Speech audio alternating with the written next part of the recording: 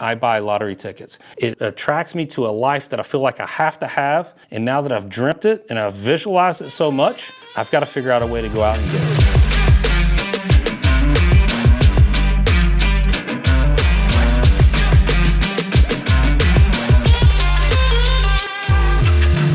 Welcome back, gang, to the Replace Your University podcast. I'm your host, Michael Lush.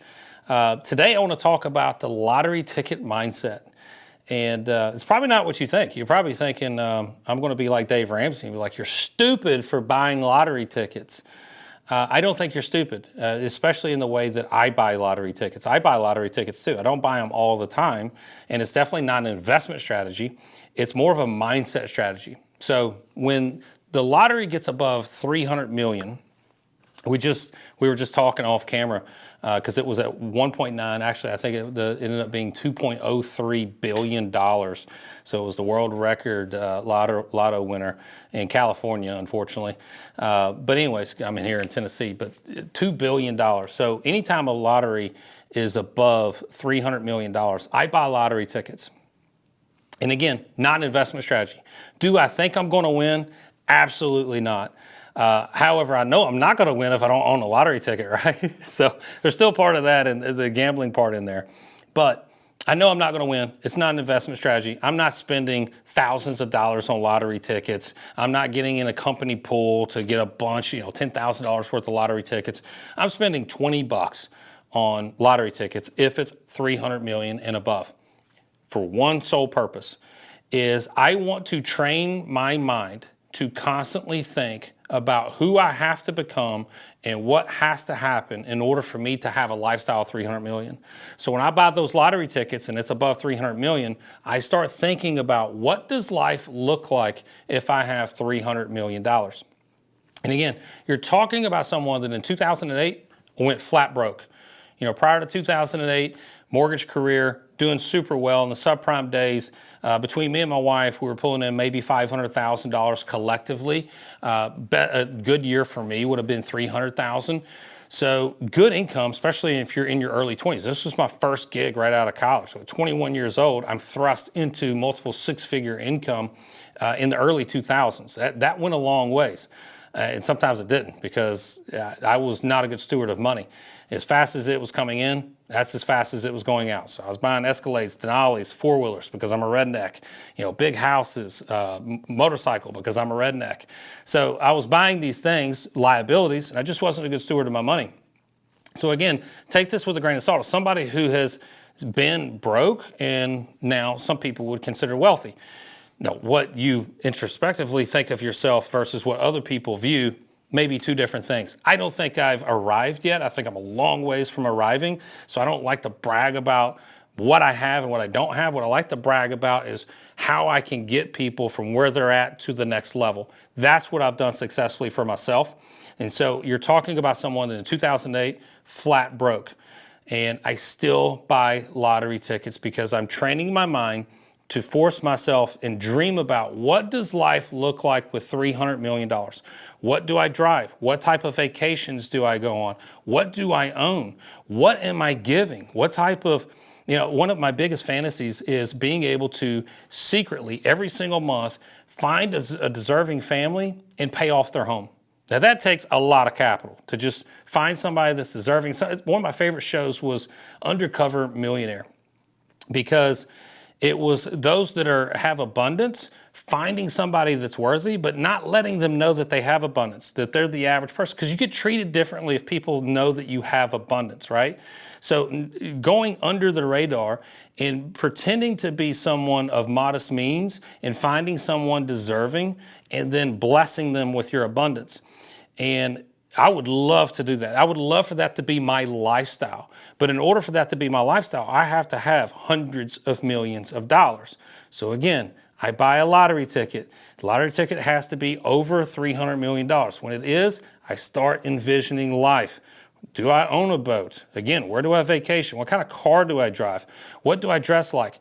What does my health look like? Am I now able to afford stem cell plugs for losing hair? You name it, whatever. I can afford all these things. So it puts me in that realm of, this is what life looks like. And I get so attached to it then I'm like, I just can't imagine anything other than that. I've been dreaming about it all day. So I have to have that lifestyle. Well, if I have to have it, who do I now have to become in order to achieve it? So now I have to reverse engineer it. What does my 5-year plan look like, et cetera? So I'll be honest with you. We just did a mastermind this weekend with 10 other students, and I did this myself. I did what's called backcasting. Instead of forecasting, forecasting is like, okay, in the next 5 years, I need to think of step 1 in order to get me to step 100 to achieve what my 5-year plan is.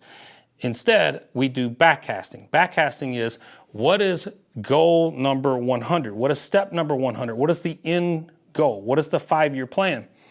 And my 5-year plan changes every single year. So now my 5-year plan, instead of thinking about numbers, I'll just talk about it's what you have, what you do, and who you have to become. So the haves, what I have in my 5-year plan is I want a house on Rosemary Beach.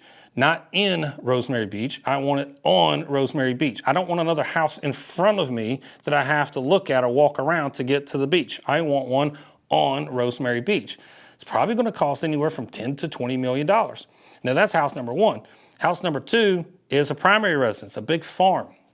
And I have 4 kids, soon to be 5.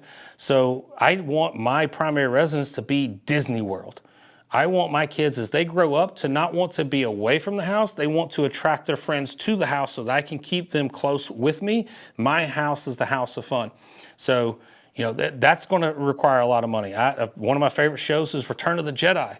So we've got 90 acres. Now I've got some large trees on there. My favorite part of Return of the Jedi is how the Ewoks live in these tree houses with bridges from one tree house to the other. Why can't I have that? Do you think as a kid you would love that? Would you want to be home a lot if you had that? Heck, as an adult, I want that. I want one of those to be a poker room, another one to be a cigar room. But again, this stuff requires money.